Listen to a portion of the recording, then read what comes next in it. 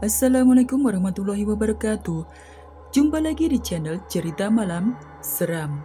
Sebelum kita mulai ceritanya, jangan lupa like video ini dan subscribe channel ini, serta nyalakan lonceng notifikasinya agar tidak ketinggalan cerita-cerita lainnya. Kali ini saya akan membawakan sebuah kisah nyata horor. Ibu, yang dikubur itu bukan aku.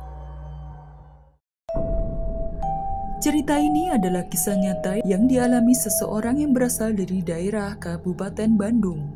Demi kenyamanan semua pihak, detail tempat dan tokoh disamarkan. Dalam cerita ini ditambahkan beberapa improvisasi agar pembaca dapat memahami alurnya. Mari kita simak ceritanya. Hari itu sekitar pukul 4 sore, Ibu Saudah, wanita berusia kurang lebih 35 tahun, sedang mempersiapkan makan malam di dapurnya. Saat Ibu Saudah sibuk memasak, anaknya Asep yang saat itu duduk di kelas 4 SD meminta izin untuk bermain bersama teman-temannya. Sepulang sekolah, memang Asep biasa bermain bola ataupun permainan lainnya dengan anak-anak tetangga di lapangan kosong di pinggiran desa. Desa tempat Asep tinggal bukanlah desa besar, hanya desa kecil dengan beberapa rumah panggung dan rumah beton semi bilik anyaman khas pedesaan. Saat itu belum ada gadget sehingga anak-anak memang terbiasa bermain di luar rumah. Menjelang maghrib, biasanya Asep sudah pulang lalu mandi dan pergi ke musola di desa untuk mengaji. Tapi hari itu azan maghrib telah berkumandang dan langit mulai menggelarkan temaramnya sehingga Asep belum juga pulang. Setelah selesai menunaikan sholat maghrib, Bu Saudah akhirnya inisiatif menyusul Asep ke lapangan yang ditempuh sekitar 5 menit dengan berjalan kaki dari rumahnya. Terkadang ada hari di mana anak-anak bermain sampai lewat maghrib dan baru akan pulang setelah diomeli oleh orang tua mereka. Maklumlah, kalau lagi seru-serunya bermain, bisa sampai lupa waktu. Tiba di lapangan, Bu Saudah tidak mendapati seorang pun di sana. Kemana perginya Asep? Batinnya. Dengan rasa khawatir, ia pun bergegas pergi ke musola. Alunan solawat terdengar saat Bu Saudah mendekati musola. Dicarinya Asep di antara anak-anak sebayanya yang sedang mengaji. Tapi Asep tak ada di sana. Pak Ustadz Sofian yang menyadari kehadiran Bu Saudah mendekatinya dan bertanya, "Cari siapa, Bu?" Asep datang ke musola tidak, Pak?" Tanya Bu Saudah dengan suara yang bergetar. "Tidak, Bu. Dari tadi Asep tidak di sini." Pak Ustadz pun membantu Bu Saudah menanyakan Asep pada murid-muridnya. Namun, hari ini tidak ada seorang pun yang bertemu Asep sepulang sekolah. Bu Saudah pun mulai panik, lalu kemudian ditenangkan oleh Pak Ustadz yang akhirnya mengantarkan Bu Saudah menuju rumah Pak RT. Anak-anak yang sedang mengaji dititipkan pada Ridwan, salah satu murid yang sudah remaja. Bu Saudah hanya tinggal berdua saja dengan Asep, anak semata wayangnya. Suaminya sudah meninggal beberapa tahun yang lalu. Setibanya di rumah Pak RT, mereka dipersilahkan masuk dan menjelaskan kejadian yang terjadi. Pak RT lalu menceritakan bahwa Asep sempat datang ke rumahnya untuk meminta izin mengambil beberapa buah mangga di halamannya. Di halaman rumah Pak RT memang terdapat satu pohon mangga yang besar dan buahnya selalu ranum. Menurut penuturan Pak RT, Asep datang bersama 2 orang anak sebayanya sekitar pukul 4:30 sore. Pak RT belum pernah melihat kedua anak yang datang bersama Asep tersebut, sehingga Pak RT menyimpulkan mungkin 2 anak tersebut datang dari desa sebelah atau mungkin saudara Asep. Namun, ada yang aneh dari kedua anak tersebut. Kulitnya nampak lebih putih dan pucat, dengan lingkaran hitam yang samar-samar di sekitar mata. Setelah Pak RT mengizinkan anak-anak tersebut mengambil mangga di halamannya, ia masuk ke dalam rumah dan meninggalkan anak-anak memanjat pohon. Dari situ, Pak RT tidak melihat lagi Asep. Bu Saudah nampak sangat pucat dan syok mendengarnya. Ia merasakan ada hawa dingin di tengkuknya yang membuat bulu kuduknya merinding. Ia meminta bantuan Pak RT untuk mencari anaknya yang hilang.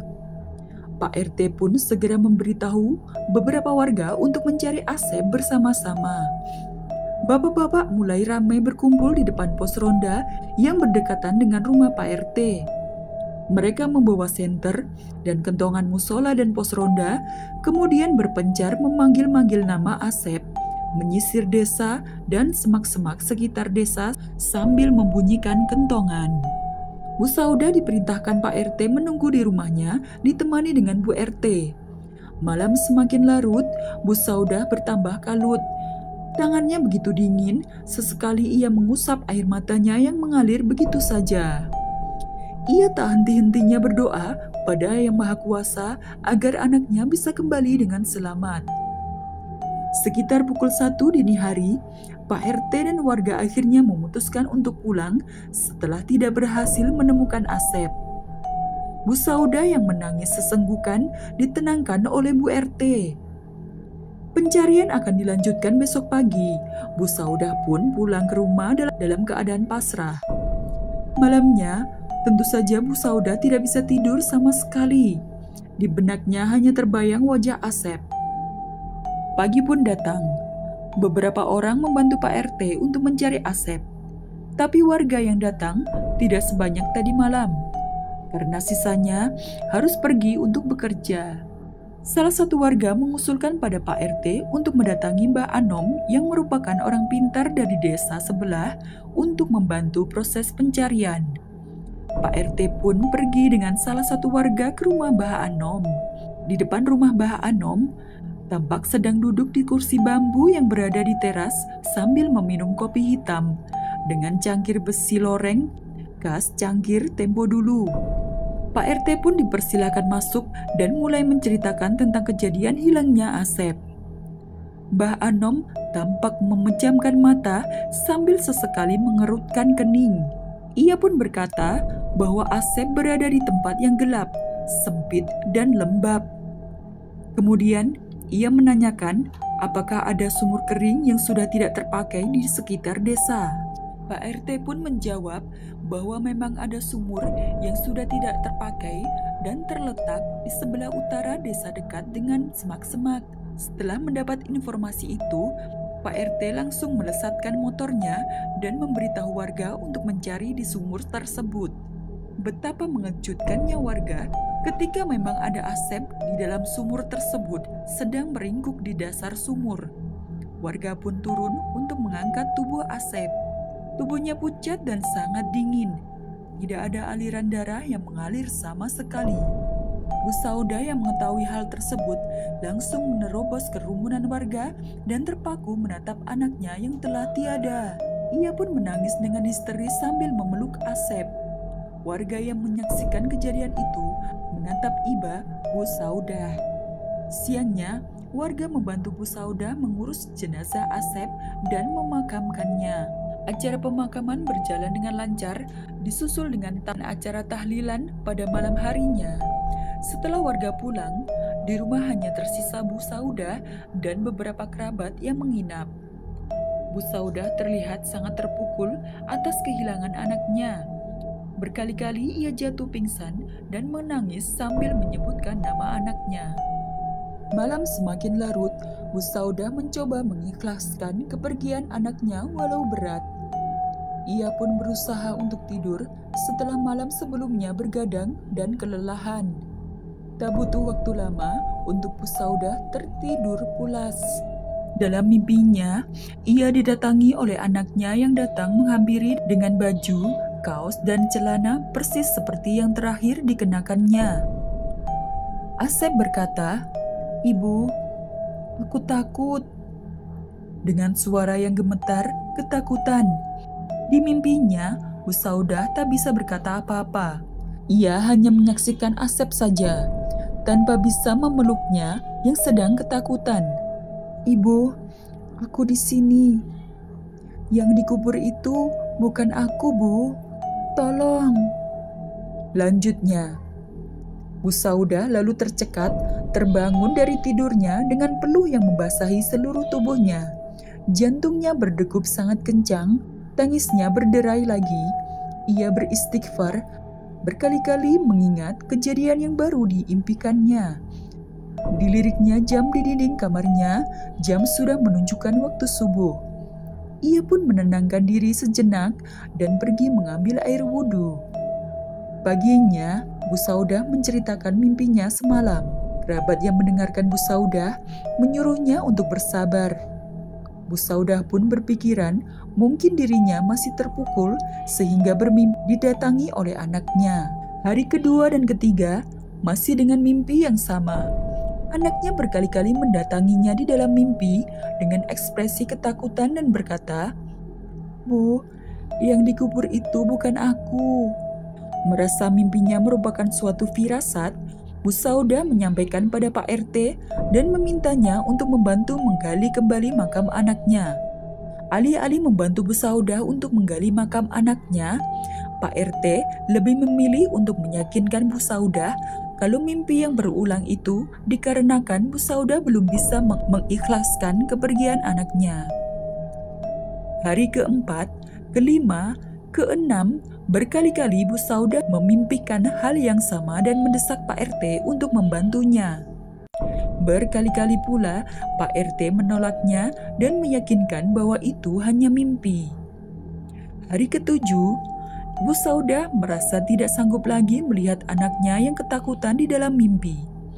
Mimpi yang sama 7 hari terakhir ini hampir membuatnya menjadi gila. Tanpa lelah, ia pun kembali meminta bantuan pada Pak RT. Pak RT pun akhirnya luluh dan menuruti Bu Saudah untuk membantu menggali makam anaknya. Sejujurnya, selain karena iba dan tidak tega melihat Bu Saudah yang semakin hari makin terpuruk dengan kesedihannya, di dalam batin Pak RT, ia pun penasaran dengan apa yang akan terjadi bila makam itu digali. Siang itu, Bu Saudah, 2 orang kerabatnya, Pak RT dan Bu RT, serta 2 orang penggali kubur datang ke makam Asep. Makamnya tampak masih baru dengan taburan bunga yang sudah mengering di atasnya. Setelah dipersilahkan oleh Bu Saudah, 2 orang penggali kubur pun mulai menggali. Bu Saudah berusaha setegar mungkin menahan air matanya. Dalam hatinya, ia tidak menyangka bahwa makam anaknya akan digali kembali. Beberapa menit menggali, kain kafan Asep mulai terlihat. Kedua penggali pun memperlambat penggaliannya. Tidak ingin merusak kain kafan Asep. Setelah selesai menggali, kedua penggali tersebut merasa heran melihat bentukan kain kafan yang membungkus Asep. Tapi mereka tidak berkomentar apa-apa dan mulai mengeluarkan jenazah Asep yang dibantu oleh Pak RT serta 2 orang kerabat Bu Saudah.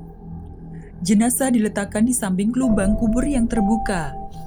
Bu Saudah menahan sesenggukan tangisnya dengan kedua tangan yang menutupi mulutnya. Semua yang ada di situ merasa heran dengan bentukan kain kafan Asep yang lurus dan sangat kaku. Pak RT dan salah satu kerabat Bu Saudah mulai membersihkan bagian muka jenazah Asep yang tertutupi oleh tanah. Mereka pun terheran-heran dan dengan cepat membuka tali pengikat dan kafan yang membalut jenazah Asep. Betapa terkejutnya semua orang yang berada di sana melihat apa yang ada di dalam kain kafan, melainkan batang pohon pisang yang dipotong setinggi tubuh Asep. Bu Saudah langsung lemas dan pingsan seketika. Kejadian ini pun dengan cepat tersebar ke seluruh penjuru desa, bahkan sampai ke desa-desa lain. Hingga saat ini, tidak ada yang tahu pasti di mana keberadaan Asep. Ada yang bilang Asep diculik makhluk gaib. Ada yang bilang juga Asep dijadikan tumbal pesugihan. Entahlah, yang pasti Asep sudah tidak pernah datang lagi ke dalam mimpi Bu Saudah.